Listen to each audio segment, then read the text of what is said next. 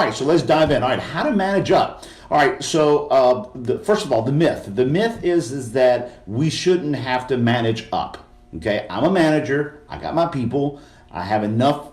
I have enough food to say grace over. I have enough to do. I don't need to manage up. And second of all, I shouldn't have to manage up. I mean, that's why executives are there. They should be able to take care of themselves. They should have their own time management skills already pretty much honed in. They should already be organized. They should already have everything in place. I shouldn't have to chase them. I shouldn't have to, quote, figure them out. They should figure me out. I mean, they hired me after all. And why should we have to be the ones that manage? All right, so the first element of becoming a great manager is getting over those false ideas. Everything I just said to you is incorrect. All those are myths, all right?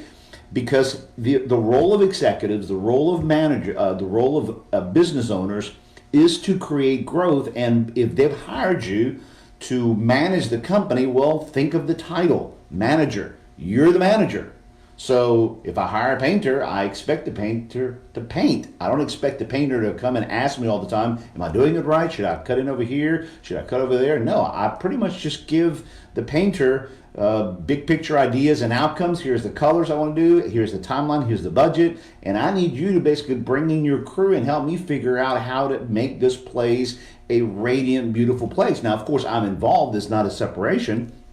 But who's supposed to be running things? Who's supposed to be managing things? Well, it's the managers. Okay? The managers need to enhance their leadership skills so that the executives can become better leaders in their role. But oftentimes managers kind of wait for them, or they expect for the executives to have things figured out. That's not the way it works. So you have to manage up. And if you see behind me, you'll notice that there is a four-pointed cross pointing in all directions, north, south, east, and west, top, down, right, and left, because that is the way in which managers ought to view their role. They need to manage. And I forgot to draw the circle in the middle. Okay, there should be a circle right in the middle.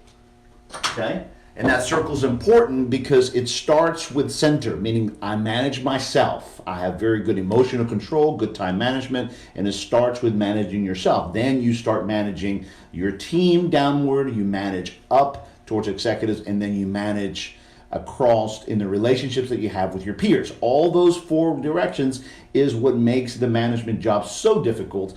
But that's the nature of managers and management, and that's what managers need to master. And that's what the show and this program and all of our courses and everything that I'm about and everything that we are about at Team Real World is about helping managers become great leaders so that executives can become even better leaders, and then your team at the front lines and the supervisors, they can become better leaders, but the one that helps organize all this is you, the manager in the middle. So congratulations, it's a difficult job. You get shot by both sides. So let's go ahead and tackle this. The four things we're gonna tackle are these topics: is how do you understand, do executives really want to get out of the weeds, all right? Then how do I make my meetings with executives really effective? All right, if those meetings don't go well, then it's going to be a hassle. Then how do I help executives make faster decisions on the things that I and the management team that we need to have the executives do? They need to move sometimes a little faster. They do tend to hold things up. And then the two other questions we're going to cover today in the two segments is, what do executives actually expect from managers? And then I'll give you some survival strategies for managers to put to practice in their own individual management style, as well as with the other managers to the right and left of them. All right, so for these segments, what I've done is I've interviewed and I've talked to a lot of executives about this. And one executive that I've had a good relationship, his name is Gordy Rush. And so he and I recorded him explaining each one of these. And so I'm going to have a little back and forth with Gordy, and I'm going to show you the recordings of him. So I've invited him into the show, and we're going to be answering these questions. And of course, if you want the notes, if you want the handout, I have a workbook that goes along with this. Contact me. reach me out, and you can also download it from our website. But reach out to me, and I'll provide that to you. You can get it. You can get it and work with your team, and also come to the workshops on how to manage up. We have an excellent exercises and programs on how to help teams and managers do this as a united team. All right, so let's go ahead and dive in. All right, so how is it? Where do we get started? Okay, where do we get started? Let's talk a little bit about executives and answer the question: do they really want to get out of the weeds? All right, Gordy, take it away. So let's talk a little bit about executives wanting to get out of the weeds. I know there's a myth out there that executives can't help themselves. But let me assure you, we want to get out of the weeds. But it's difficult to get out of the weeds. Like any other habit, if you've done it long enough, you've got to be able to break it. But we have the desire to get out of the weeds. Secondly, we want to ask managers to step up. 4 things to realize. 1, we want things done certain ways. Number 2, we want to teach managers how to do it. I think that's about being in line. Hey, this is the way that we do business.